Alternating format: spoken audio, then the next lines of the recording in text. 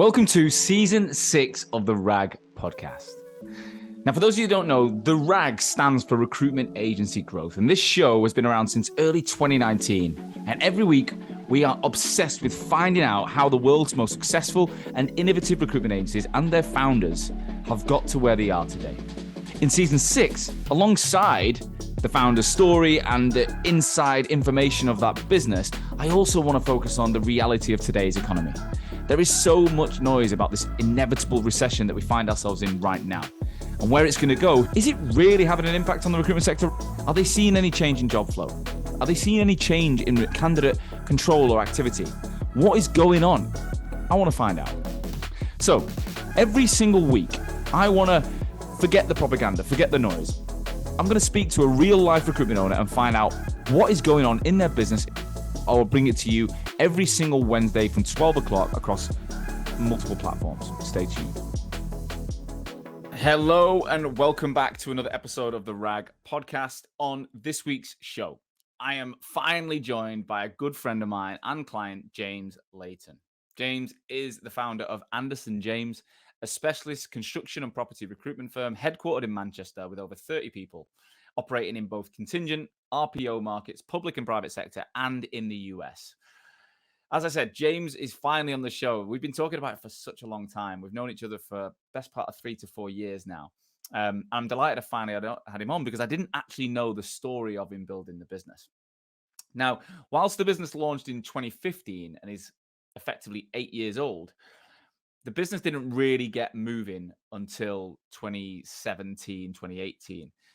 So we had at least 2 to 3 years at the beginning where they didn't get the business moving for a number of reasons. Now, what James told me in this episode is the in-depth issues that they faced, the different steps they've gone to grow to where they are, and he broken down exactly how he would get to where he is now in 2 years. So for anyone wanting to know how you can build a business that's 8 years old in 2 years, you need to listen to this episode. He gives some really clear advice, practical examples all the way through the show as to how a startup founder or someone trying to grow to 30 and above can do it in record time. So without further ado, James, welcome to the RAG podcast. Hello, mate. How are you? All right, it's about time we got you on the show. I know, I was going to say, I've been fucking knocking on the door long enough. I've been waiting for you. What I wanted to do was I wanted to do an episode with Alderson James and I wanted to do it with Anderson James. That was what I was. That is crazy, though, anyhow. Last week, James Wardle. This week, James Leighton. Two very similar named companies with very different stories, I imagine. Well, we'll see. Well, anyway, but look, I know you well. I'm sure half the people listening also won't. So do us a favor. Give us a bird's eye view, open introduction of you and the company today, location, headcount, all that kind of stuff. And we're going to go back, right? So hit us up. Yeah, perfect. So James Leighton, founder of Anderson James, headquartered in Manchester. We are predominantly a property and construction business. Most of our business up until last year was in the UK. We've diversified now, and there's a lot of that in America. Mm-hmm. So we've got a global presence now through 3 businesses. We also added in the pandemic an RPO business, which now serves kind of a few big clients in the industry, which has given us a nice footing really to really accelerate our growth over the last couple of years. Love it. And the business started in 2015, right? Yeah, so started in 2015. Weirdly, local to you, I started with a business partner that was based in Nottingham. So we actually started the business in Ecky Road in Sheffield. I know you said, yeah. And then quickly moved over to Manchester. Yeah, it is a great spot, to be fair. Great. Well, where I am right now, my new house is basically up the top of Voxel Road and then take a little left. Do you remember, did you ever go to the Prince of Wales pub? Did you ever go there? No, I can't. We were down by, what was it called? Champs? Is that the pub you're down right on that? That's proper right at the bottom. The Ecky Road. And then you drive up, there's a roundabout, Hunter's Bar. You keep going up that hill and then you take a left about half a mile up, take a left. I'm just there. Nice. So great spot. Anyway, so you started in 2015. So what 8 years in, but you were in the industry for 10 years leading up to starting your own business, right? How did your career evolve? Because you worked for you worked for Michael Page, you worked for some different organizations. How would you describe the trajectory of your career pre being a founder? Yeah, fun. So, I mean, just take you back a little bit. So, Burnley lad, as you can hear, Burnley fan. We're just talking offline about that. I sort of went into sales, didn't do uni, didn't do college, went into sales straight from school. About 2021, went down to London, met a rec to rec, got 5 offers. The usual story, fell into a recruitment role. I was doing SAP in Germany for a business down there. Did the Germans understand the Burnley lad or what? I don't think so, no. To be fair, it was all online, mate. We use Zing or whatever it's called. I don't know if that's still around now. But so I think like part of my journey was just learning the ropes from doing that. So I did contract SAP Germany.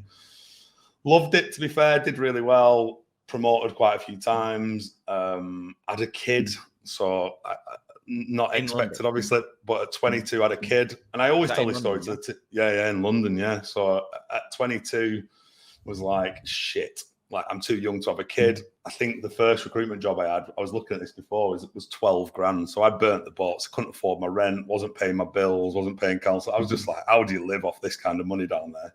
Then I had a kid, so through that process ended up moving closer and closer to home. So did a stint in Birmingham for a company, and ended up in Manchester, back in Manchester with Michael Page, managing a property and construction team. I suppose that, like, from a trajectory point of view, at some point in that journey, 3 or 4 years in, I moved into property and construction. A client moved into the industry that was a technology client, and I just sort of transitioned into that sector. Right. Went to Michael Page for a period, realised all of the things that I didn't want in a career, and I knew at that point I was going to set up my own company. So, how old are you at this point? So when I left Michael Page, I was 28. Right.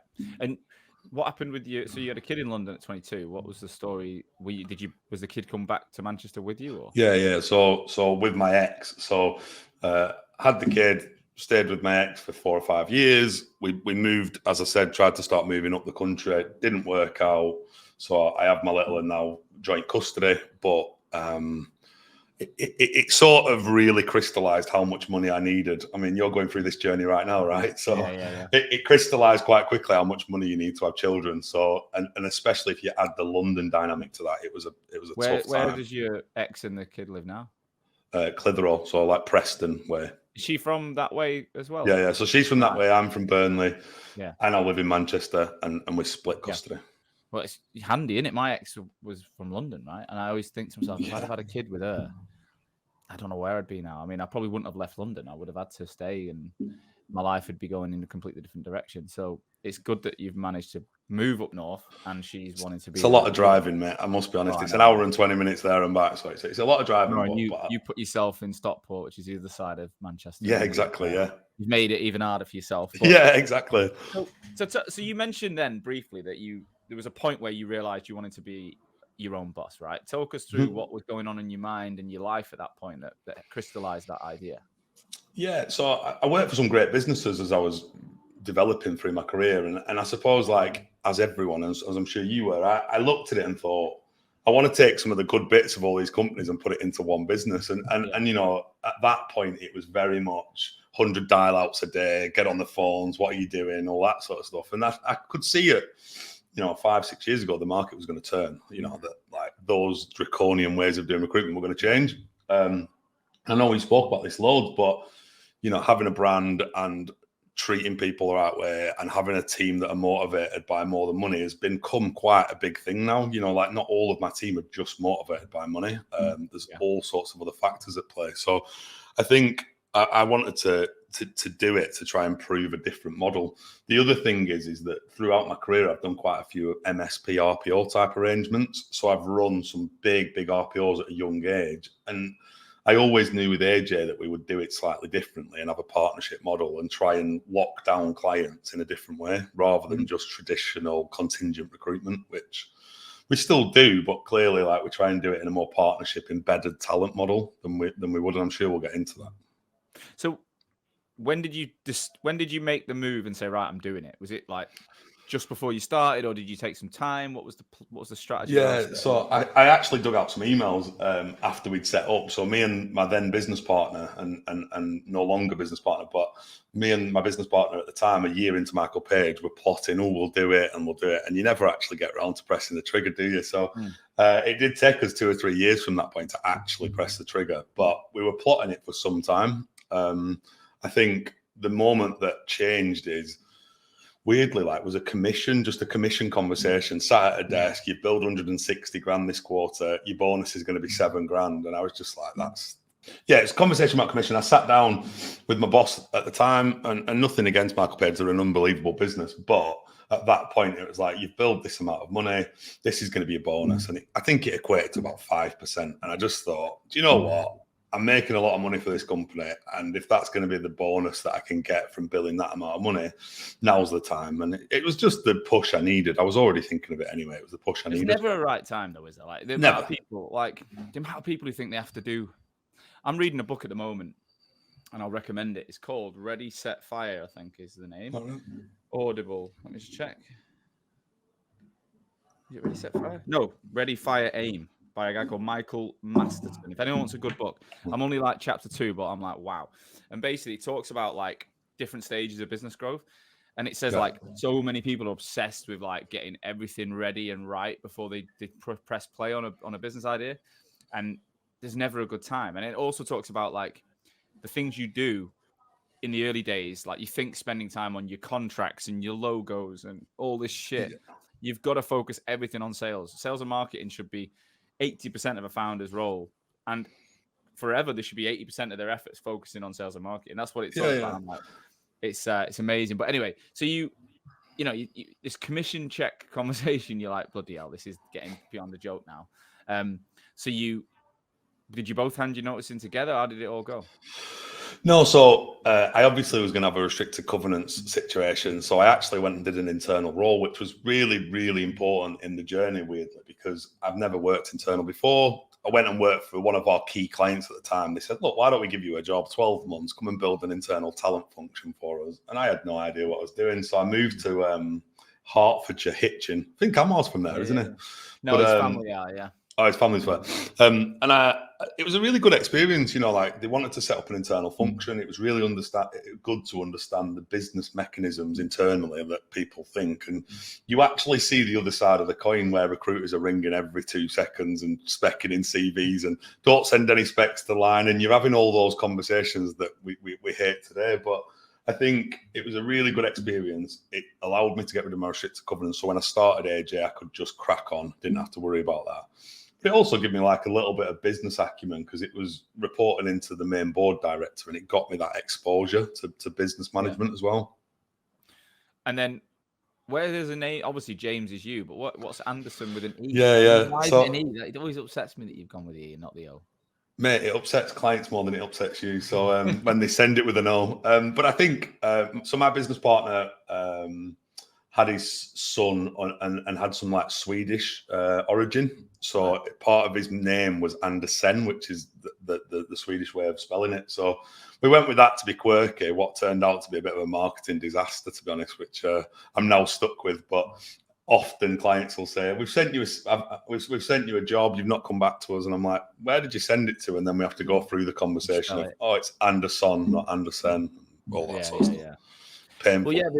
Well, you either get the EN or the double SON from Sweden, I believe. I think the son of Anders is where it comes from, and I think mine's more of a Scottish heritage. But even though my family, that's my dad's side, I don't think we've got any Scottish I know of. So Anderson James, you plug it together. This Alderson James, Oliver James. Yeah, absolutely. So many something James. I don't know why. I mean, it sounds like a law firm, but it also sounds like a recruitment firm. It's that kind of classic. There's lots of them out there. Take us back to day one then. Yeah. So the Anderson James, weirdly, you've hit the nail on the head. We wanted to sound as though we were exec search because that was the plan. You quite quickly, the plan goes out the window. It's like the old saying, isn't it? Like, everyone's good until they get punched in the face. And it's the same in business, I think. It's like, all these ideas and we're going to be exec search only. And day one hits, the bell goes and you go, where can we make some revenue from straight away? There's a backstory as well. So I was terrible with money growing up. As I said, I didn't pay any bills in London.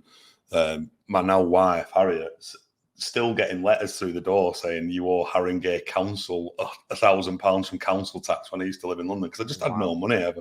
Yeah. So I'm still paying off some of that stuff from today. But we just needed to make money. So when I set up AJ, I didn't have any money. Like we set up with $5,000 in the bank. That was it. And we needed to win some like consistent revenue. So we actually started the business through a consultancy offering. We did job descriptions, trainee schemes. We wrote strategy documents, talent strategy documents. We did all sorts, and they'd pay us up front for these documents, and we'd write them for them, and it got us some cash in the bank to start with. I think in hindsight, I probably wouldn't have done that because it sucked all the time out of the sales and marketing, which is what you just said about that. But we didn't do any. We just basically wrote documents for people, which was a bit of a weird all start. people you knew, right? Yeah, all the people we knew. So it got some money in the bank. It gave us a bit of confidence that we weren't going to go out of business in the first 3 months. But actually, the sales cycle didn't start till a little bit later on. So you like you said, you based yourself in an office in Sheffield. You were in Manchester. He's in Nottingham. What was that like? Was it every day or a couple of days a week? What were you doing? A couple of days a week, and it didn't work. I mean, the first thing, it didn't work because I was travelling over Snakes Pass. Is it Snakes Pass that drops in at Ecky Road? Yeah. And that's a disaster of a drive. He was driving up, so it became 2 days a week, 1 day a week, no days a week, and eventually it just fizzled out because it just didn't work. Why was he in Nottingham though? Was he not? That's where he lives. Was he not? No, that's where he lives. Was he in the Nottingham office and you were in a Manchester office?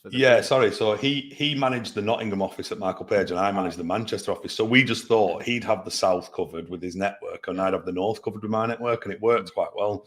But we weren't friends outside of work. It was very much business. Like we just knew each other through the business. So one thing that I think I've learned through that process is it was obvious after 6 months of starting up AJ that we wanted different things. I wanted to grow a business. I wanted to grow headcount.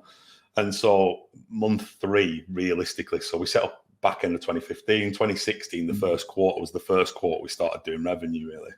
And I wanted to hire someone straight away from my old network. And it was very obvious at that point, there was that conversation of he wanted to make money and just bill, and I wanted to build a team. And so it was already. What were his drivers, do you think? Well, I mean, like now I've learned a lot since he's left the business, and we can come on to that as we go through the journey. But he was very much into his running, very much into his lifestyle, loves his family, wants to spend time there. So it was a lifestyle business. And to be honest, he's gone on and done that and doing fantastically well, just making some money, billing some fees. And I don't think he wanted the commitment of headcount and people and the stresses and tribulations that come with that. So if we fast forward to the end of that quarter, we hired someone, a big hire for us at the time, who's still here today, Steph, who's one of our directors now. And it started the clock. And unfortunately, we didn't get that period of enjoyment where you're constantly worrying about money, aren't you, when you've got headcount? So you're like, right, can we pay a salary? Can we pay this? How early did you hire her? 3 months. Wow. And this was in that Sheffield office? Yeah. So we straight away hired someone, and we moved the office at the end of that quarter. She's from Manchester, Rochdale. Yeah. We moved the office to Manchester straight away then. And what did he do then? Just work from Nottingham, which was the first part of the disconnect, if I'm honest. Did he even come over and see you guys? Yeah. A couple of times a week. But again, like that wasn't good on him either. Like so as we start, not a good journey to Manchester, is it? Horrible journey and a horrible train. Yeah. So I think the one thing that I think we were really keen, and this was my ego talking at the time, and we can come on to that, but it was headcount. I wanted to tell my mates that I've got 5-10 staff in 12 months, and it probably was my bigger driver rather than getting the business set up in the right way in the first 12 months. I don't know. There's a lot of we both speak to Dr. Harrier, don't we? And there's a lot of this that was built out of, I think, you'll never make anything of yourself. Them conversations start reaping up in your head, and you want to prove yourself, and you want to prove that you can make it work. So the guys at my previous companies were, I don't think this is going to work. You'll be back in 12 months. You'll be back in that sort of conversation comes out. And I think it probably drives the wrong behavior, probably drives the behavior of like making sure things are validation externally rather than internally. And that's kind of where I was for the first 12 months. And obviously, when you're in your new phase, people always ask you, "How's business? How's it going? How's it going? How's business?" So you want to have something to say, and like you say, we've hired people. Is an external indicator that you're successful. Doesn't mean you are, So were you just paying? You were making enough to just cover salaries at that point. Yeah, pretty much. And like we started to really sell quite hard. So for the first 2 years, we went down this partnership model. And it went really well. So like in the first couple of quarters, we won a big account. They wanted to do all our recruitment. We sort of did exclusively all of their recruitment. So they were about 200 or 300 grand a year sort of business revenue wise. And again, lesson learned was that we just like put all of our attention into that one customer, stopped doing outgoing sales, and started to just become almost their internal recruiter. And it stopped us doing any of the external stuff, and it stopped us kind of realizing what we could be as a business, because we just got these, and we even recruited people that would only want to do delivery. Don't worry about them not having a sales skill set, because all we need them to do is find candidates for this one customer. Yeah. And as we roll the story forward, we ended up getting ourselves into a position where we had 3 or 4 of these companies that we worked for in that way, with a relatively big, 10 heads probably within the first couple of years, just doing resourcing, just finding candidates. Like what, £1 million, £1.2 million GP or something? Pretty much, like less. I think I looked, the first 3 years we'd only got the business to sort of 700-800 grand GP, because we were so embedded in these 2 or 3 companies. What was your job like at that point? What were you just head down recruiting or account management? Yeah, head down recruiting, resourcing. If I was to set up a business now, I reckon I could get to where I've got to today in 2 or 3 years, because I've learned all the lessons from like setting up that way. But you sort of see this carrot being dangled of these big businesses do all of our recruitment. It's safe, it's steady money. What actually happened, so the first 2 years, so if I go to 2018, it was pretty relatively boring. Like, we were recruiting, we were growing headcount, we had all the usual things going on that every business does, cash flow worries, building headcount, all the stuff. But actually, we were stuck in these 3 customers. And then at the end of 2018, one of these customers went bust on us. Wow. And so it was a massive moment, like they took us for 350 grand. As in, you lost that cash? Yeah, actually, like invoice money that we'd lost. We had a forward revenue of maybe another 200 grand, so we probably lost £500,000 in one moment. And the guys where were you? Tell us exactly how that happened then. So we just bought a bigger office. We were going to expand. We had like plans for all the grandeur of 20, 30 heads and all that sort of stuff. And it put us back quite a lot. And the guys still describe it, that are still here today, they still describe it as like the Wall Street crash. The office was just deadly silent. How did it all come out? Like, talk us back through that day though, like how the news. Yeah. So if we go back 3 months to the story, the big part was they just weren't paying, they weren't communicating, and they were saying that we're waiting for some PE money to come through, some private equity money, and actually in 3 months we'll pay you. Don't worry, like it's safe as houses. We started to realize that the rumors were coming out they were going bust, and that they didn't have enough money to pay subcontractors. And then one day I just got a call out of the blue to say, listen, just to let you know, it's going to come out in the news tomorrow. We're going bust, like the company's going down. And it was like, right. And obviously I'd not been in that situation before, but I didn't realize that administrators get called in, your money's dead. You might get 1 pence to the pound or something if you claim, but actually it was dead money. And it was a real difficult period, because up until that point, I told you about how I was with money. I'd spent everything. Like, we were going out, we were having a great time. The business was in a real fun stage at that point. And there just wasn't enough money. There weren't enough money to pay staff. I had to take out money out from my own personal bank to pay the salaries. And we just had to, like, at that point, think, what we're going to do now? Because we've not done enough sales. We've not done enough marketing. We've probably only got 3 companies that we're working with regularly. And so it was like a rebuild from that day. It must be like to actually swallow £500,000 worth of in the drain. Oh, How did you deal with that? What did you do? Did you go for a few beers? To be fair, we didn't see it as an opportunity. It wasn't an opportunity. But after the dust settled a week later of me just being like depressed for a week, to be fair, I just like went into a bit of a daze in it all. You realise that there's 1,000 people, or it might have been 400 people, that had been made redundant. So there's 400 people we can go and find new homes. And so we turned it into let's go and utilise these relationships we've got with the people we've placed and put them into other companies and start to change the skill set. The problem is that we had 10 people that were only used to finding candidates. So they were on job boards, they were on LinkedIn, they were finding candidates all day. They didn't have the sales ability to go and win new work. And so we managed to survive it. We put some of our own money back into the company, and realistically, like 6 months later, it was probably the best thing that could have happened to us, because it changed our business model and we became more reliant on sales and people being self-sufficient within our team.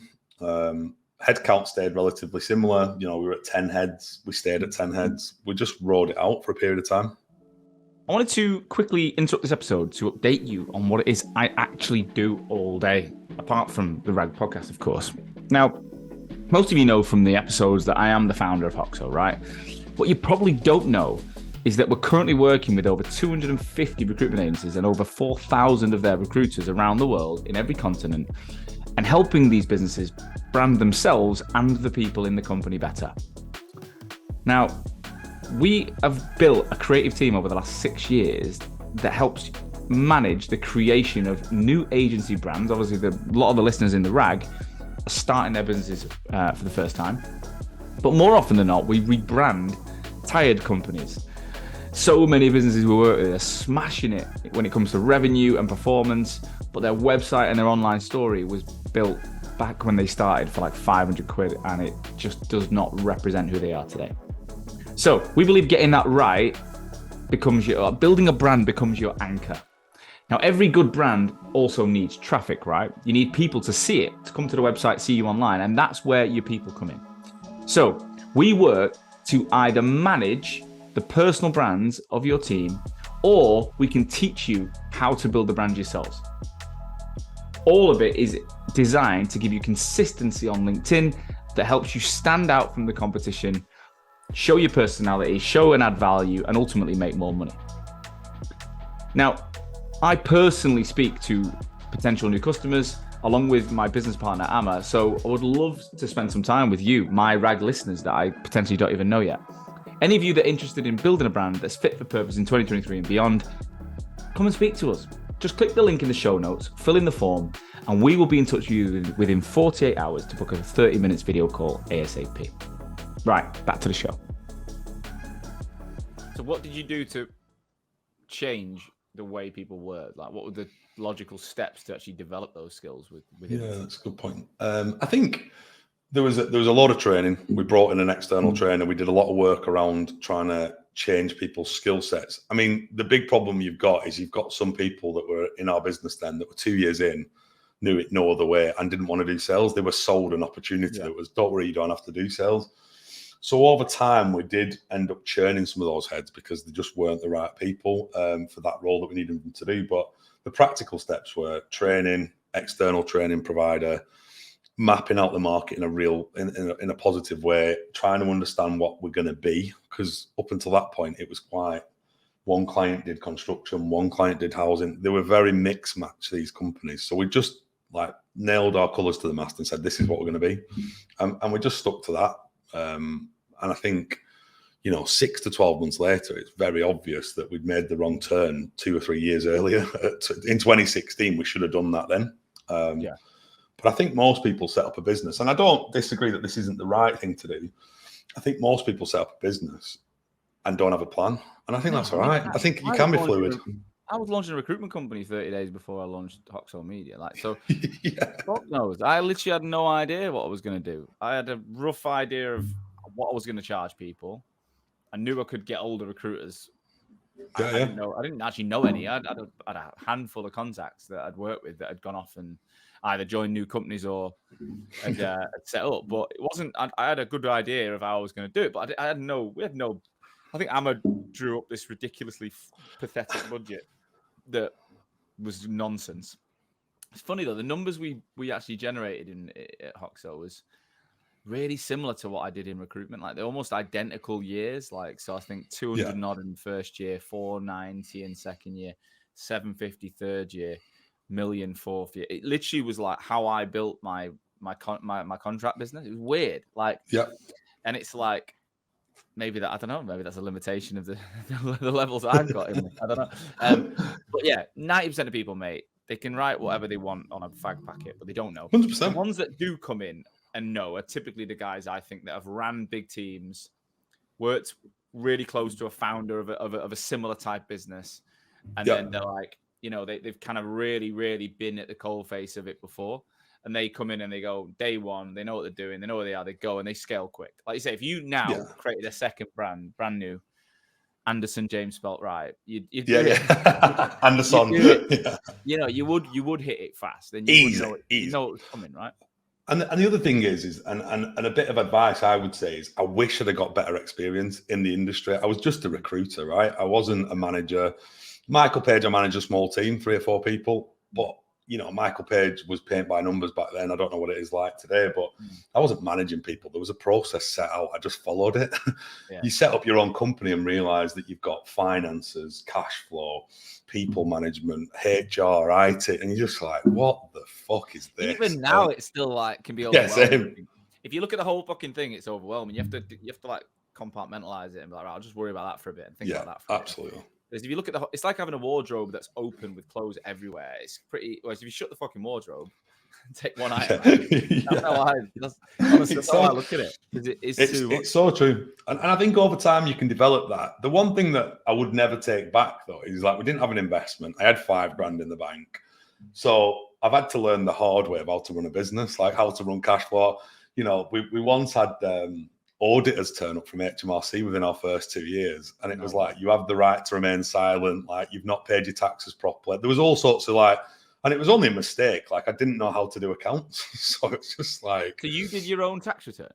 Yeah. So we did everything ourselves for the first couple of years. And the other thing is, I know, like but the other thing is. To get High Street to do that. Yeah, and we didn't have Zero or anything. So we have Zero in our business now. Then we were just doing everything was manual and on spreadsheets. It was chaos, honestly. Mate, that's not good. That's not good. Did you get fined then or what? Just like a slap on the wrist, like you need to pay that. It was like small change, like £1,000 we'd not paid or something. And it was like, but it makes you realise, and I think one thing that I'm pretty happy that we did is like it's good to learn all parts of your business. So like it was good to have to learn that. It was good to have to learn. Everything's like kind of outsourced now, but I think at the time it was nice to have that experience and exposure to some of these things. Otherwise, I wouldn't have a clue what accountants talk to me about all day. Yeah, fair. So, well, if we fast forward, then you said 12 months after the money went down, that 500. So you're talking about 3 years in or so. Yeah. Maybe a bit more, but was it end of 2018, 2019? Yeah. Is your business partner still involved at this point? Yeah, so he's still involved. So 2018, that happens, you know, a bit of fog up until Christmas of 2018. 2019, it's a rebuild, right? So the revenue actually goes forward, but I think we build in that 2019 year 660 grand through about 8 to 10 people, roughly. I don't know exactly, but roughly, right? Because we had to start from scratch. No clients, no infrastructure, no money in the bank. So it was a real rebuild point. Got to the end of 2019, Q4 of 2019 was a record. It was a great. We were in a good spot and was looking into Q1 of 2020 and thinking this is going to be an unbelievable year. And you can tell what's coming next. And like at the Christmas of 2019, because I know you've met him, we were meeting with people to come and lead businesses for us, and we're looking at management structures and all that sort of stuff. And I think we had the right trajectory and knew what we wanted to do. We had a bit of a plan. We knew what we wanted to do, which markets, what the strategy was going to be. And we hired a guy called Rick Ollerton from Oliver James, who I know you've met. Yeah. And he was coming in. He had to serve a notice period. So he actually started on the 10th of March, 2020. Oh, my God. And I remember it well because he was, he started on his first day and he didn't look very well. And I said, are you all right, mate? He's like, man, I feel awful. I don't know what's wrong with me. Anyway, he had COVID. And then obviously, brings it in the office on his first day. And it was just, you know, and then the rest is chaos, isn't it? From that point, like 2, 3, 4 days later, we're being locked down and you're like, what is going on? It was mad, wasn't it? I mean, I remember we had our 3rd year birthday. So we started in March 3rd, 2017. So I think it was about 5th of March, 2020, we had our 3rd year birthday. And it was just coming out that this virus was pretty big. And it was, you know, in Italy was the country that everyone was worried about. Absolutely, I remember. And Billy, my account director, was in Italy with his wife at the time. And then he came back and we didn't let him come to the annual party, right? We said it's not a good idea. And his reaction, he sent us this dead long email about how, like, we've overreacted. He sent us links to like articles saying, like, it's not going to get here. And his wife even disagreed with it. And me and Emma felt so bad. We were like, oh, we should have probably let him. And he was in London. We just didn't let him come to the office. Yeah. And then a week later, like, I mean, the world fucking shut. And we always laugh about it now. It's like the foresight just wasn't there. So Rick starts. And he was coming in as, what was his role that he was coming in to do? He was actually coming in as a manager. He was just going to come and manage a team. So the thing in 2019, obviously, as I said, we were changing the skill set of our operation, right? So we had loads and loads of delivery people. We needed loads and loads of salespeople. So over a period of that 2019, we were trying to change the skill set. But effectively, if you look at that as a picture, I'm picking up all the work, delivering it to the team, and they're delivering it was how it was working. And I realized at the back end of 2019, every client relationship was mine. Every situation was mine or Andrew, my business partners at the time. And we were just feeding the team. And it became very evident towards the back end of that. The only way to grow was to build out teams now of people that can go and deliver and win work. And otherwise, it was always going to be us. What was your business partner doing at this point? Sales, same thing. So you and him were driving all the business in? Yeah, so we had 10 heads in Manchester and there was just him in Nottingham, and he was basically doing exec search on his own, free and easy in Nottingham, to be fair, and was billing really well. Like, he's a brilliant biller. But he was delivering his own work, winning his own work. And he wasn't even like feeding everyone. He was literally just... No. Just his own thing, right? So, and it's important for context because of what comes next. But I think in Manchester, we had 10 heads and I was trying to feed them all the time. And it's really difficult. I know you know this from your business. It's really difficult when you're in every sales cycle, every meeting, every retainer pitch, every presentation. I was in everything. And you're like, this can never get bigger than 10 heads because I can only fill 10 heads worth of revenue. So we knew it needed to change, which is why we were going to bring Rick in to help with the day-to-day management of the team. Because not only was I winning the work, you're managing 10 personalities, 10 people, 10 sets of problems, all the usual stuff that you've got to look at. So we brought Rick in, and as I said, he started March 2020, and the world went upside down quite quickly. So how did you guys cope with that? Obviously you went home, but were you at the time you were 5 days a week in the office, I imagine? Full time, 5 days a week in the office. We just bought bigger offices, so we were tied into a lease. So like, it wasn't like, I know a lot of people got lucky on their leases, because I think if our lease hadn't have been tied in, we'd have just got rid of the office and gone remote. But we were in. So we all went home. We were quite clever because our market shut down real quick. So we work in one of our biggest sectors is house building. They weren't allowed in houses to build them. Therefore, the market just died of death straight away. So all the jobs got pulled, all the revenue got pulled. It was a disaster. But what we did do is we then created an RPO business out the back of that. So we said, there's 3 clients of ours that are still recruiting, even through the pandemic, remotely or whatever they were doing. Let's tie them down. So we went on Zoom, we pitched these clients. We said, look, why don't we do something slightly different? And the heads that we then had, I don't know how many, let's just 7 or 8, 10, whatever it was. We said, why don't we charge them out at 10, 12 grand a head and say, we'll just recruit for you as an internal recruiter while this is going on. And that's weirdly what we did. We built out an RPO. That sounds like you went back to the original model, but with a bit more foresight and wrapped it into a product rather than it being the whole business strategy, right? Yeah, exactly. So we had clients in COVID. I can't remember what our overhead was. I'd love to know because it's definitely grown a bit since. But I think it was like 50 grand a month, 60, whatever it was, right? And I said, as long as we can cover that amount of money with a little bit of profit, we ended up making 120, 130 grand a month out of these embedded models that we created with clients. They were getting a great service. I mean, some of them were getting cost per hire at 3-4 grand. They were loving it. And again, foresight's brilliant, but that was in March. In about May, our markets all came back thriving, and you're like, shit, we've just embedded all of our recruiters now into this new way of working. So we let that fizzle out over 2020. When COVID hit, me and my business partner then had a really serious conversation. We just said, look, where do you want to be here? Because you're doing your own thing. I'm building a business. I've got all the stress. You've got all of the freedom. What do you want to do? If you don't mind me asking, how were you splitting like what you earned? Was he taking 50-50?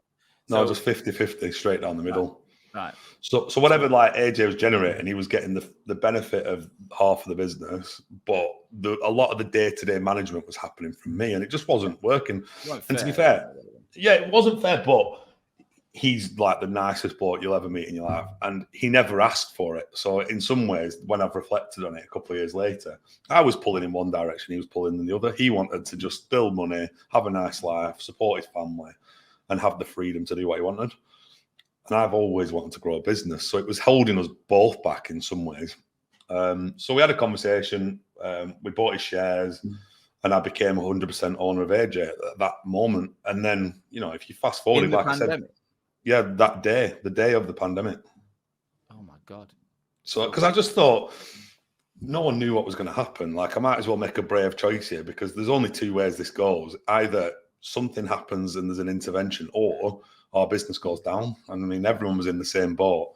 I remember listening to your voice once a day at that point. So yeah. That's when we started getting to know each other, because you listened to that, and then I did that 75 hard, and you followed it. Oh yeah, of course, yeah, which was incredible. But so how was that, negotiating in a day to buy someone's shares? Do you know what? The easiest thing ever. I mean, it doesn't happen in a day because of solicitors and all that sort of stuff. But a decision was made. It was like, look, this is probably a good moment for us to split company and go our separate ways. And to be fair, he's gone on and done exactly what he wanted to do, and that's brilliant. And he's running every day, and he's enjoying himself, and he's having a great time. And to be fair, there's parts of things that I now look at what he's doing, and I think, you know, you need to start thinking about that balance yourself, because to be fair, you get fully encompassed into what you're doing as running a business. But I think, so we did that.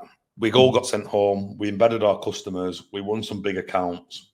And to be fair, 2020 was an okay year. We ended up doing... But what did you do when the market came back and you said you'd locked your team into this? Did you just let that ride, or did you start hiring people to do we let it ride, to be honest. We let it ride, and we started to pull, as little, like, clients said, oh, we don't need that person anymore. We started putting them into sales again, and we just rebuilt our team. I think by May, June, we were hiring again. I think everyone was like, the markets are booming, like we're hiring again. I think we did some work with clients. We used the time effectively, to be honest, because we used that 3 months when no one was hiring to do some like D&I strategy reports for some customers. We did some good stuff in that time and built up quite a bit of loyalty with some of our customer base. We went back to the office a couple of times, got sent home like everyone. We were in and out of the office. We probably then, I think probably back end of 2020, we built out some decent customers because through this RPO and doing some of these talent strategies, and we finished the year on about 900k. So like from starting in 2016 to end of 2020, you're at 900k, and you think to yourself, that's been a tough 5 years to get to 900k, to be fair. And then we really accelerated from that point, because I think we started to build out what our proposition was. We worked with you guys on some marketing stuff. We put a podcast together. Podcast, didn't we? Yeah, we did all sorts. And to be fair, it properly accelerated all of our growth. Like, it was a brave move, because I was thinking, should you be spending this kind of money on marketing at this point in time when we don't know what's coming next? But it was the best move we made, because it put us on a trajectory to where we are today. Also, I imagine you finally got rid of that little bit of shackle of that guy, even though you liked him and he's a lovely bloke and all that. It does feel a bit of a weight, doesn't it? Like me and Amma had the same. We there was 3 of us who started Voxel. We bought him out in 2019, and I don't think our business made any money until we bought him out. Yeah. He wasn't the reason. Like, what he was doing in the business didn't stop us from making money, but knowing you've got an imbalance at the founder level. Yeah, it eats away at you, and it chips away, and it dominates conversation and mindset. And I agree. And then you feel this level of freedom, don't you? That you're like, fuck, there's a risk now, but at least it's all on my terms. At least I can only blame myself now. I can't keep pointing the finger and go, well, he ain't fucking helping out, and he's not doing this, and it's not worth it. It also doesn't feel like your business. If anyone is looking to set up, and I know you've got loads of budding entrepreneurs that listen to the show, like, you've got to pick your partner right or do it on your own, because if you're not absolutely aligned on absolutely everything, it's really difficult. You know, you're trying to buy horse racing tickets for a client, and you're having to say, are you okay with this if I just spend this money on... It's a bit like having a joint account with someone you don't know. It's a weird situation. Yeah. But it's also, from a business perspective, you're like trying to convince all the time the other person, should we hire this person? Like, I don't think we should. And you're like, but we're not moving forward if we don't hire them. And it's a constant battle. So I think like if people are looking to set up, you just got to be sure you're setting up set up with your best mate so you know, or set up with someone that you're absolutely aligned on goals and vision. A lot of people say that, don't they? Don't go into business with friends. And me and Amma, I think we're quite unique, really. Like we've been best mates since we were 18. We've never argued. We debate and disagree on things, but we definitely see the world the same way. We definitely agree on the big picture.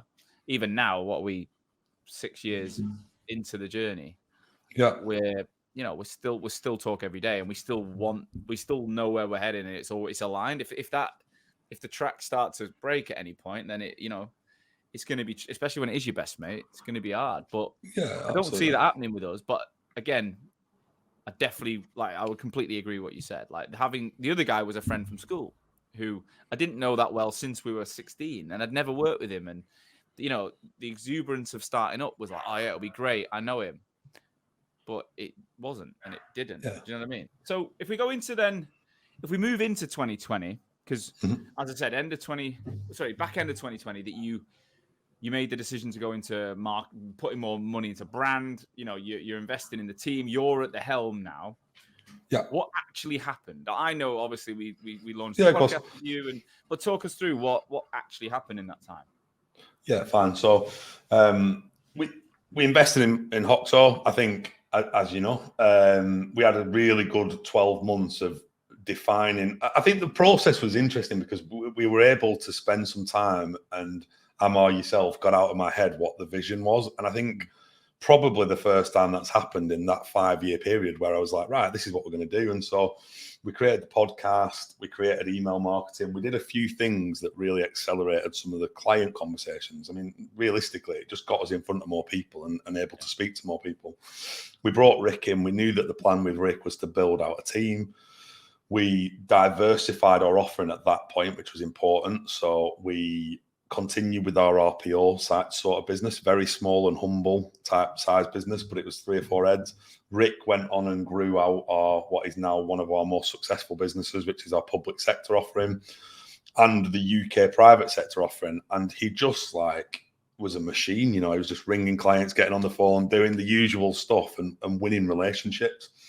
I think on the flip of that, we started to really accelerate our headcount. So I can't remember exactly what we finished the year on, but certainly by the end of 2020, we was at double where we were when we started the COVID situation. Yeah, we had more genuine appetite for hiring because obviously I'd got rid of the shackles, and I think the business was clearer on what it was trying to achieve, which was a big part of it.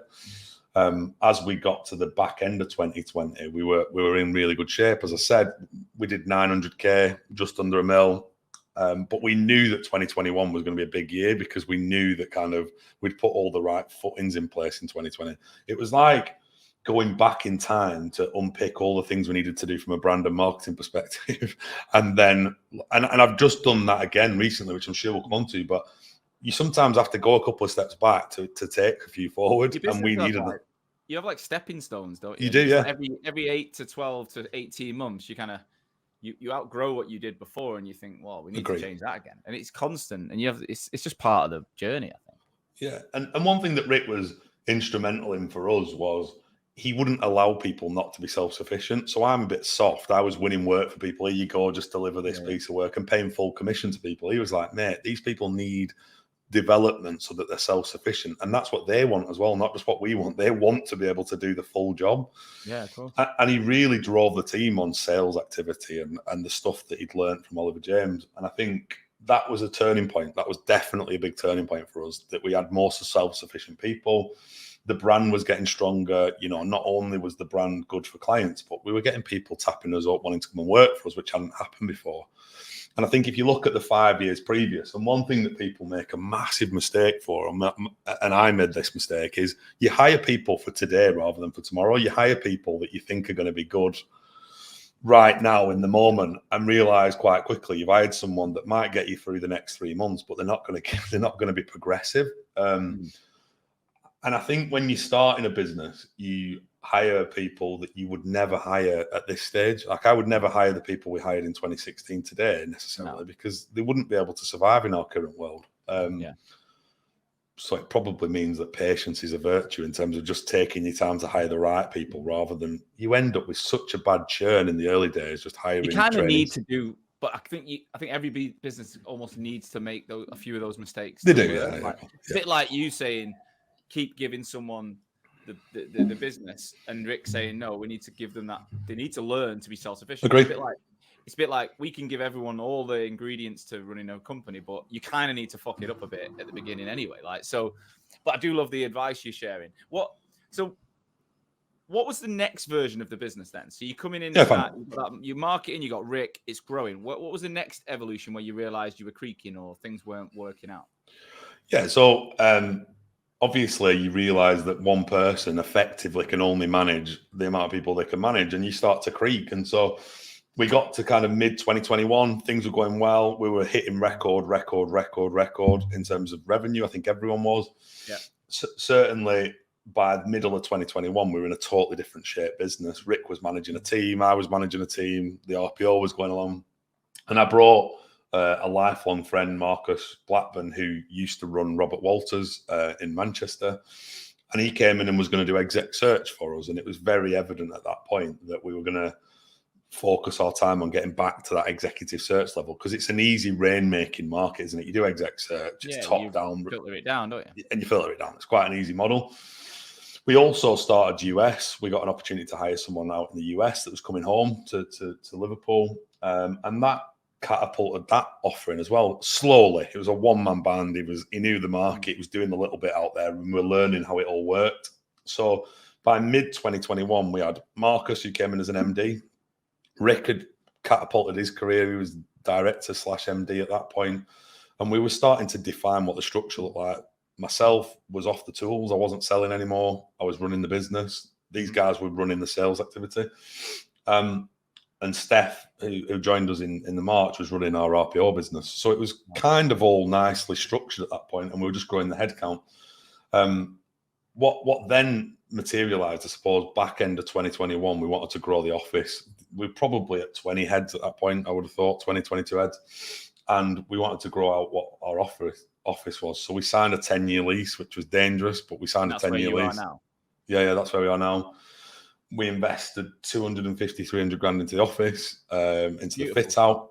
Yeah, it's good. It's really nice. But weirdly, we'd done all that, but we weren't trying to get people to come back to the office. We weren't saying right, you've got to be in the office 5 days a week. We'd experimented with loads of patterns since COVID. We did anytime, anywhere, any place was a disaster for us as a business because our management infrastructure didn't support it. We then went hybrid, and I think hybrid works for us. We do 3 and 2 now.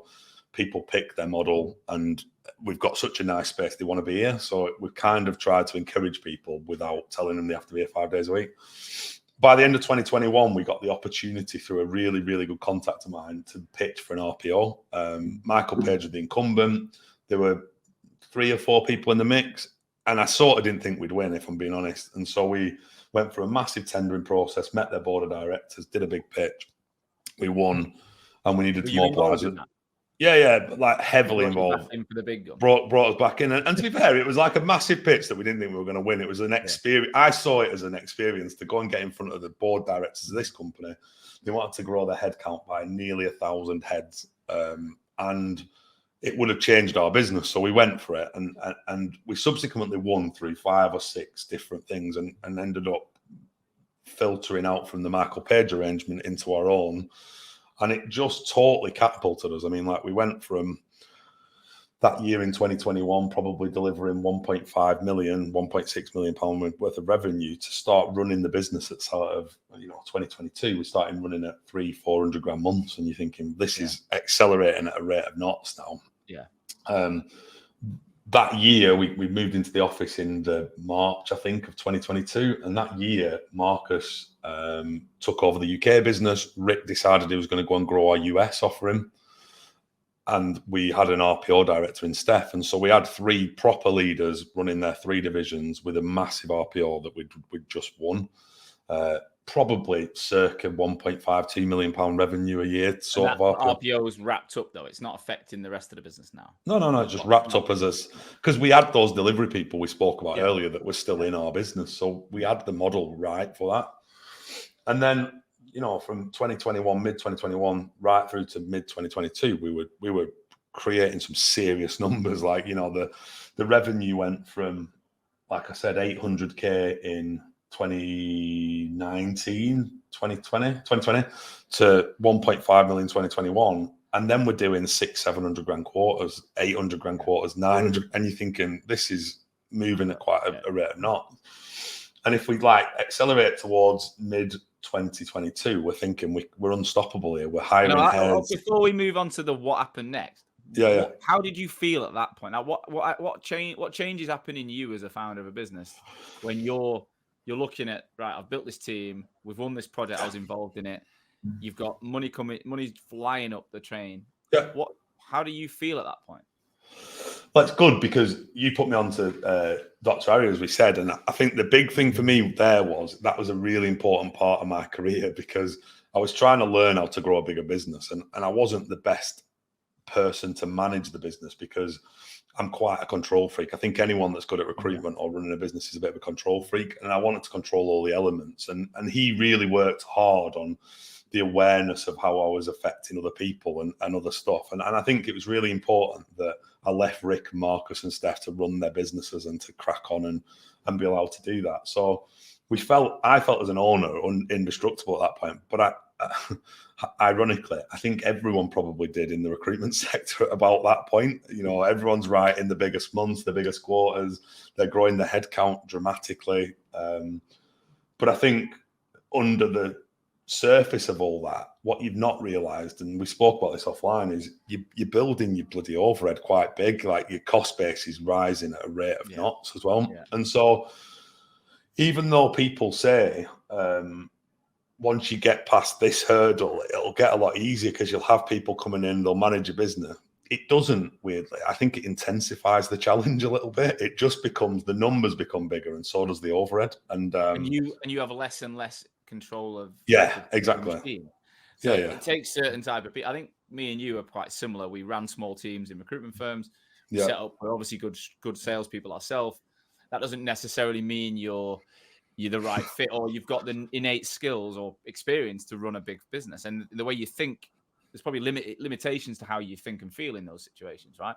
So that's really interesting. What, if you don't mind us going into a bit of detail. So when you're doing those months in, say, for H1 of 2022, and you see in the sky, is profit going with it? So you're over it, but the profit crazily. So to give you an idea of profit, because I was looking at this to prep, year 1, 2, 3, 4, you sort of writing somewhere between 200 and 400 grand profit, right? Is the way I saw it.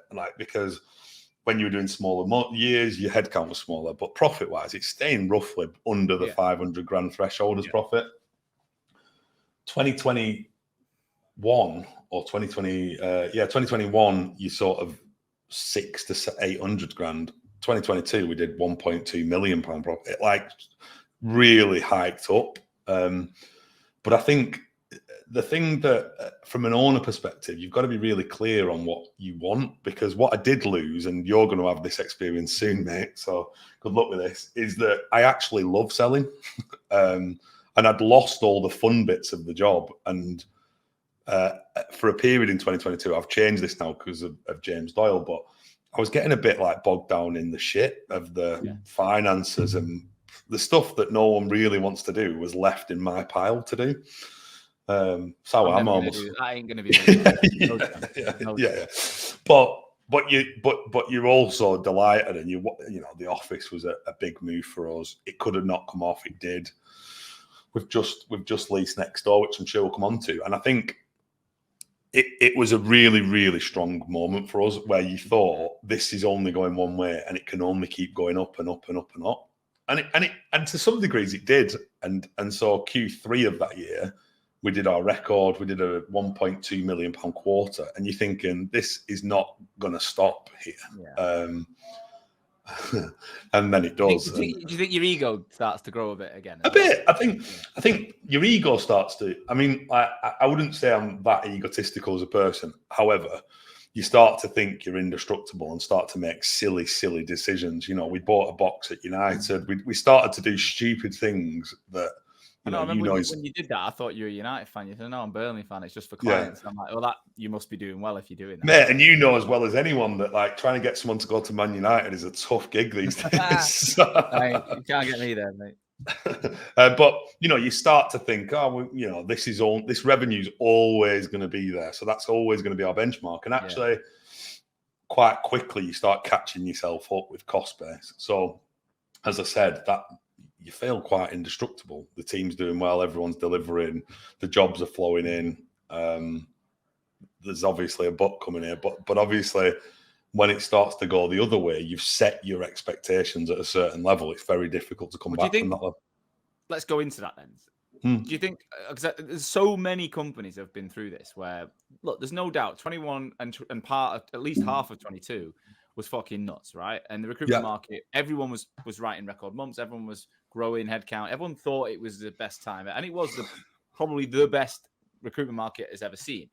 Yeah. But the big bit you just mentioned, the key word here is expectation management. Dr. Ari always talks about it, and it's been on Bartlett's podcast with Mo Gowda, right? Happiness is when expectation and reality are either on a par or reality exceeds expectation. So when you're not happy, it's when you thought something was going to happen and it's not quite there, right? Yeah. So how do you set expectation when we were in a market that was unsustainable anyway, and then it starts to normalize, it starts to dip? How does it all unfold for you? It's tough, isn't it? Because, you know, it's all right, people coming on the pods and saying all the things that they say, but Q4 for us was a disaster. You know, I say a disaster. It depends how context is important. We probably did 200 grand less than the quarter before. And as far as I'm concerned, nothing really changed in our aptitude or the way that the team were delivering. It just dropped. What was the key indicator? What were the things that changed that made? Well, subsequently, I could tell you now, but then we weren't tracking data, we weren't tracking job flow, we weren't tracking the things that we now do, because it was pretty cozy, right? We're writing big numbers, the team's growing, our headcount was at 35, 36, and rising, and you get to Q4 and go, wow, like this is really started. I think it was at the time when all the political stuff was going on, and like it was giving a few people some EBGBs around like the confidence in the markets and stuff, and that really affects our market because it's housing centric. Yeah. So I think one bit that I reflected on is that if we'd have had the metrics and controls in place that we have now, then we'd have seen it coming, but we didn't because we were so busy focusing. And this was working with. So I introduced you to James Leighton. You are James Doyle, the ex-founder of Venturi, right, and NED, and he's come in and helped you with this, hasn't he? In terms of understanding your business better. Yeah, so he's been with us 12 months. He's seen us go through that rocket quarter. He's been there, done it, got the T-shirt around growing headcount. And I think I said offline to you, I think one thing that I've always advised people that reach out to me on is you need certain types of NEDs for certain situations, right? So like when we started up, I've always had an NED and I've always had a coach from a personal perspective because I really believe in it. But what we had in 2017, 18, 19 compared to James Doyle is a totally different proposition. You know, he, and a good book shout, given that you've given one, is there's a book called Predictable Success that James got me to read. And it's about predictable, not predictable. Predictable. Right. Yeah, predictable. And it's about how cycles businesses go through. So like most recruitment companies go through the fun cycle where everything's going well and and then in order to predict their success, they've got to go through what's called whitewater, which is the bit where you're putting processes in, putting all the changes in, making sure you've got the control so that you can predict success, hence the book. And you've got to make a really clear call. And one thing that I've made the call on is we could go back to fun and just make it all fun and it's all happy and everyone gets on and we're doing good numbers. Or to go to predictable success, you've got to go through quite a painful situation to re-engineer all your processes and systems. So he came in and he started to put all that in place. We've put one-up sales in. We've put analytics in. He's doing stuff around AI for Robert. There's a lot of stuff now coming that I would have never even dreamt of doing. We've done loads around training. We've brought learning and development in. We've done a lot, which is sucking out profit naturally, but it'll help us to now go from, like you said, this is the new step. We're at a level where we're probably £4 million revenue sort of business doing £1.5 million profit. And we now need to go back in profit to go forward in the future. So we've got to put learning in, marketing in, all the things that you don't think about when you're 30 heads. Because when we went to 35, 36, the wheels fell off because I could no longer wrap my arms around the whole business anymore. And there was always 6 or 7 people that felt removed from our culture. And so the idea is that I'm putting more people and more support around key functions of our business to make sure that we can grow now to 60, 70, 80, 100 heads. Amazing. What's the market like right now? Like Q1, how have you found 2023? I think Q4 was tough for us. I don't know if that's because we always seem to get the pain earlier than most. I know that tech was tough.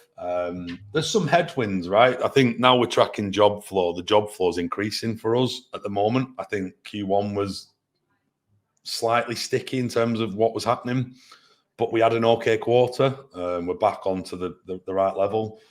I think Q2 is looking challenging weirdly, but I don't think April helped. I don't think all the bank holidays are helping. You know, for an employee, I'm sure it's a brilliant period. For an employer, we've said this, haven't we? Like, if you're working in a firm today and you've got the coronation coming up and blah blah, you think it's fucking brilliant.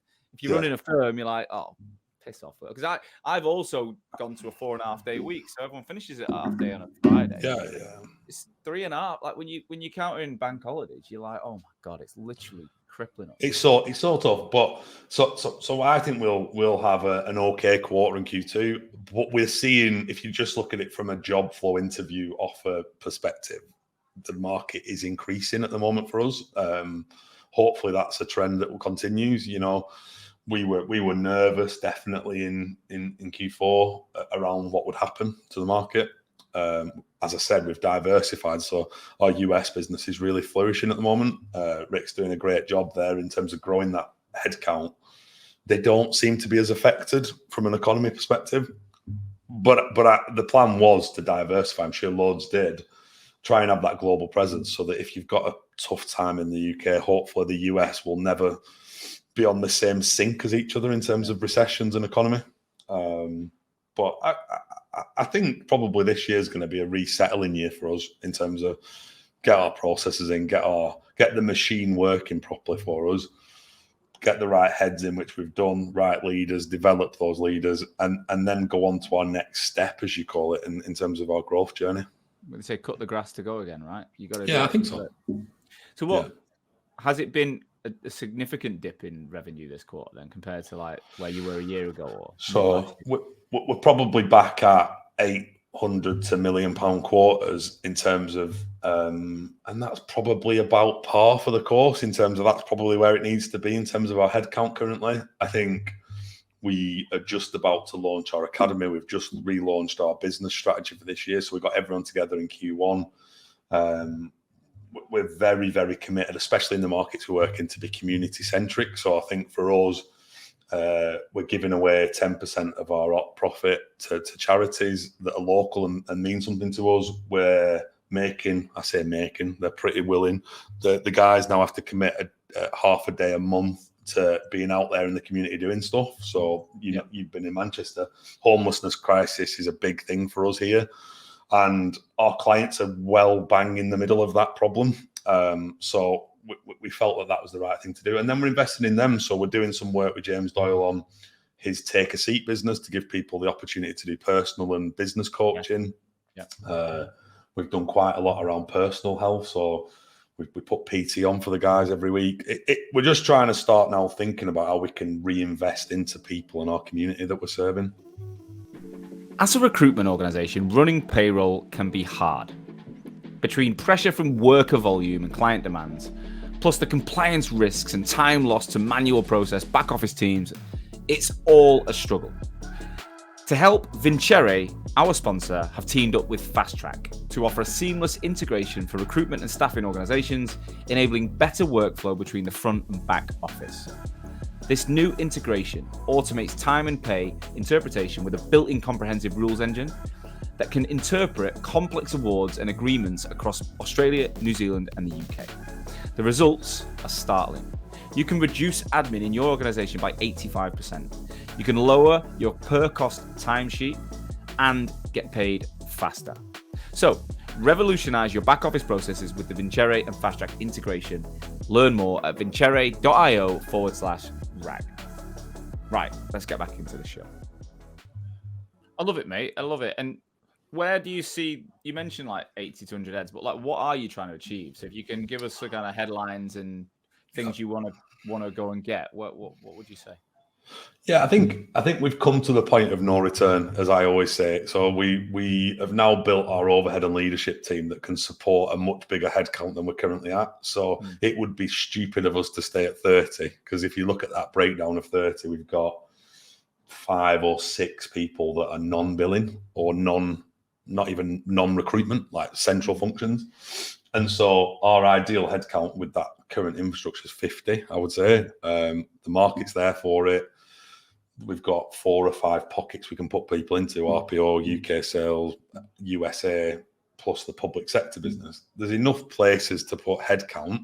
It's just about finding the right headcount. And one thing that we've launched this year is we're going to do an academy, because Manchester's quite saturated now. I'm sure London used to be. I think Manchester's the new London in terms of recruitment businesses. It's hard to get hold of really, really talented recruiters in this marketplace. Right. So I think you've got to recreate your own, and we've really invested. We've just brought on a training and performance manager to come and sit and do academies for us and to start to really create our own talent.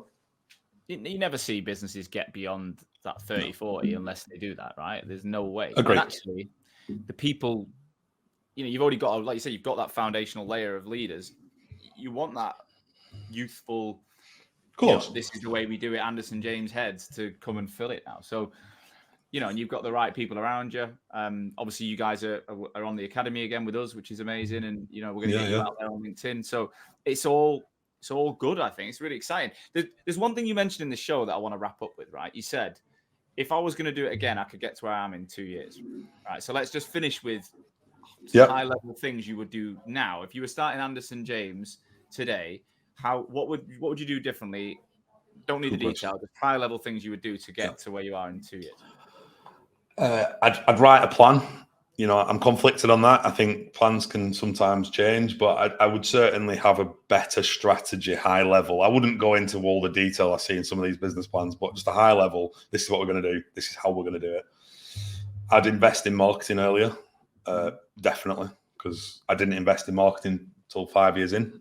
I would hire better people and make sure I was clear on what the right people look like for our business, rather than this guy will be all right, we can go to the pub with him and have a few pints and he'll be sound. I'd probably go into a bit more depth than that. And I would have picked a business partner more wisely, not because the guy's not the right person, just because we had different views on life. And I certainly think with people, I see a business set up every day at the moment, you've just got to make sure you pick your partner right, whether that's the person that invests in you or the person you set up with. They've got to be the right person, and you've got to be totally aligned on your business strategy, but also personally on the philosophies of how you want to work your life outside of work. Because running a recruitment business is one of the hardest things I've ever done. It is fully encompassing, never switch off, constantly on it, every minute of every day. And you've got to sign up to that if you want it to be successful, I think. But you've also got to try and find the balance on the other side of that for family and that's exercise.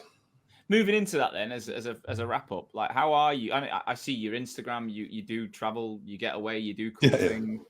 What is your kind of methodology to that now, in terms of trying to make sure it's not just all work and you do have time for family and yourself? Yeah. I think, look, I'm rubbish at it. So one of the reasons that I seek external help is because I'm terrible at switching off. So. Got ADHD. I'm very, very, very difficult to kind of not be doing something at all times. I don't sit and chill and watch TV in an evening. I'm very much active. I've not prioritized health. There's been a couple of people that I know recently in recruitment, actually, that have had some life-changing things happen to them from a health perspective. And like Bartlett always says, your health is the number one priority, because without that, business is irrelevant. And so I need to do more. I think, people need to be aware of the fact that you never switch off the brain from your business. If you run a business of this size, you've got to be prepared to go through that, I think. Because when I'm on holidays, as you say, like I really prioritize holidays. I want to be away, but I see it as just work in a different country. And that's probably not the right way to look at it, but it's just work with a better view. So I've got to get better at that because I've created leaders and still absolutely 100% obsessed with AJ. 95% of the time. And when you go and see, is it your daughter that you travel across Yeah. to see? So, and you do that, is it every Friday or every Thursday or whatever you do? So every other weekend and then once in the week as well. Right. So you do a lot. When you're with your daughter, are you still on calls, or how do you manage? So this is the problem. Like, I was terrible when she was younger. So when she was like 4 or 5, and I was just setting up AJ, she's 13 now. So probably when she was 6 or 7, I was on calls all the time. I'd pick her up from school, a client would ring, I'd be like, God, I've got to answer that right now. There's no other time that it can happen. And it's terrible to look back and think about how not present you were in that moment. The other thing is like, you've got to accept it's a lonely place to be at times, because clearly I've got mates that text me just while we've been on this call, mate, are you okay? Just because I've not checked in for like 3 months because I've been so head down trying to get some of these new processes in. You can lose months and months and months of time not seeing your pals as well. So I think making the appropriate time. I look at my mates like a few years ago. Let's go back 4 or 5 years. We're all living in London. We're engaged, getting married, those kind of things. But we're all within, a couple of 10 miles of each other, meeting up in the city once every couple of weeks. And we had a few years before that, I'm living in Clapham and we're out every Saturday night together. Whereas now, I'm in Sheffield, Emma's in the Cotswolds. The rest are dotted around like the home counties. When we meet up in June, which we've got a day at the cricket on the 8th of June, that'll be the first time this year we'd have seen each other. Wow. And we met, the last time was my wedding in October. So it's like, it's just become that. And we always laugh. We try and say, right, lads, let's do something. And then you go, throw some dates into a WhatsApp group. And everyone's like, nope. And we're looking at like, June was booked in January. And now we'd have to look at like November probably for the next one. Agree, yeah. It's so hard. And you got kids, you got wives, you got, I've got a lot. It is hard. I think, look, again, if I did it again, I would prioritize health and well-being like before the business, because you get yourself caught up in it a little bit. And I think not being present, I listened to, I think it was Elliot that you had on the podcast, and he's great at this stuff. He runs a massive business and somehow finds a way of doing that. Have you ever met Elliot? But it was nice to know that going back 10 years ago, he was like what I am probably today. So he's found a... He's about 6'3". He's a machine. He's like the muscliest, ripped machine. Is he really? Take his hand and he like crushes it, and you're like, oh my God, I feel so insignificant. He is literally like a beast of a human, like when you meet him. And you think to yourself, bloody hell. Do you know what though? What he said, I think, I mean, I wish, I reckon I could get way healthier and way fitter and stuff, but I do think living remotely and working remotely as I do, I think that's the one thing I still feel like I get more. I get like even now, we're recording this, it's late morning. In an hour, I'm going to go and cook something in my own kitchen to eat. I'm going to take the dogs for a walk. Whereas when I was in an office, you're always sidetracked by something. You got the neon lights of all the shops to eat in. Especially somewhere like Manchester or London. I find it's really, for someone like me who's probably like you, that it's pretty easy to be swayed into doing something. Oh, easily. And I think when you listen to people like that, you realise that, he said something about being present and giving your absolute all in every meeting. I sit in some meetings and I'm glazed over. I'm just like, I've been here for 12 hours now. I'm giving you nothing other than just sitting. And so I think you get to kind of like your last meeting of the day and you've nothing left to give someone. And so I do think like a few times this last 3 or 4 months, I thought, you've got to prioritize. You've just got to find the time, put it in your diary, commit to it. He said 6 hours of really good work is better than 10 hours of average work. And I think I'm trying to kind of follow that methodology myself. And it's only since that interview that, it's early days, but I'm trying. And I'm like you. I can be on calls. Like I try now to put my phone on flight mode and move it away when I'm on a Zoom so that I'm genuinely in that moment. Yeah, same. If your phone's in your hand, you're looking down, you're not there. It's not good enough, and the person can feel it. James, we ran out of time. I could talk to you all day about this stuff. Obviously, I am delighted to get you on the show finally. It's not been a personal thing. I've actually enjoyed, watching your journey, and I'm really now I feel like I've learned a lot more about it.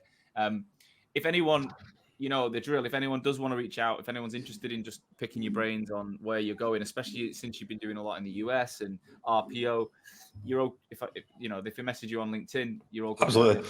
Yeah, absolutely. Wicked. Well, look, we'll definitely get you back on again for a part 2 in the future. I wish you all the best of luck, mate. You know that. And yeah, go get it. Thanks, mate. Cheers, pal.